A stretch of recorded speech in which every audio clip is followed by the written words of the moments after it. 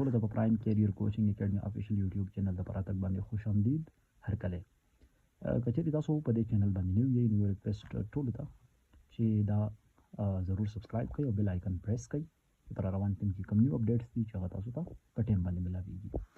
او دوستانو دلته زمونږ یو ملګری عمر فاروق کمنټ کړی دی چې د اکسلریشن یونټ چې کومه ده میټر پر سیکنډ سکویر ولې ده په سیکنډ باندې سکویر ولې راغلی دی په کار دا و چې دا میټر پر سیکنډ وي.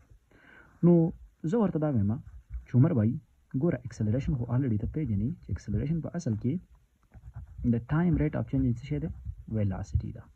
اوکې الریډي ته ویلي دي ته دا ډیفینیشن یاد کړی می او کین کې څه مسئله نو لاړ شه زما یوټیوب چې کومه چینل دی په هغه باندې ما ډیټیل کې اکسلریشن ایکسپلین کړی دا هغه ضرور ویزټ کا.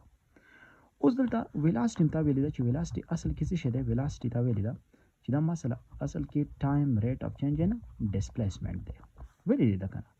اوس آیا که زه وایم چې دا مسله لیټ سپوز ایکویشن نمبر 1 شو او دا مسله ایکویشن نمبر 2 شو ټیک ده کنه. اوس دا اکسلریشن د لیکل شم ساده پوی د پاره زلګه د اسانو منوروم چې ډیلټا وی ز په خپل ځای باندې لیکم چینج ان ویلاسټي او ون ور ډیلټا ټی ز په خپل ځای باندې لیکم لیکل شم کنه ځکه چې ډیلټا وی 1 زار ډیلټا وی او ډیوایډډ بای ډیلټا ټی په خپل ځای باندې خو دلته چې کوم دا ډیلټا وی دا مسه برابر دی د ډیلټا اس یعنی چینج ان ډیسپلیسمنت ډیوایډ بای چینج ان ټایم. نو دا وی زره وړم دلته د ډیلټا وی په ځای باندې پټ کوم ټیک ده کنه. اکسلریشن از ایکوال ټو د ډیلټا وی په ځای څه پټ کوم چې ډیلټا اس ډیوایډډ بای ډیلټا ټی او دا ون ور ډیلټا ټی په خپل ځای باندې ټیک ده کنه. اوس دلته وګورئ چې اکسلریشن از ایکوال ټو ډیلټا اس 1 سره ډیلټا اس او ډیلټا ټی دا په دې سیمبولیک خپل سانتیا دا پر ډیلټا ټی ډاټ ډیلټا ټی ټیک ده کنه.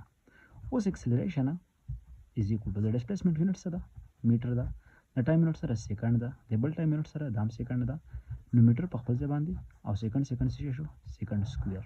نو دې د وجه موږ څه وایو چې د یونټ اف اکسلریشن از د یونټ اف acceleration as a meter per second square.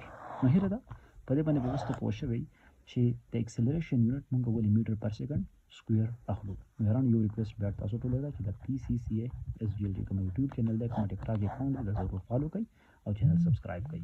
په خیال ساتئ په الله مسپارم د الله پامان.